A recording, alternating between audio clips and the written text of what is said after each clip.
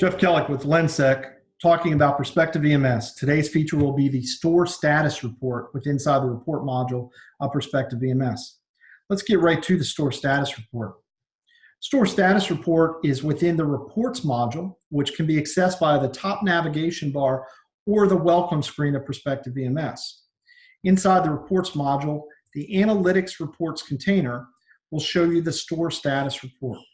The Store Status Report is a great way to find information about your archive store. Archive stores themselves are dynamic, and you can add storage to that archive store as time goes on. The Store Status Report allows you to quickly see your archive retention days, as well as the total capacity of your store and the total estimated storage needed to reach your archive retention goal. It will also show you the total storage used. The Store Status Report is a great tool in assessing your total capacity within Perspective VMS. Thank you for watching this tutorial. Be sure to check out more, including how to set up archive stores within the administration module of Perspective VMS.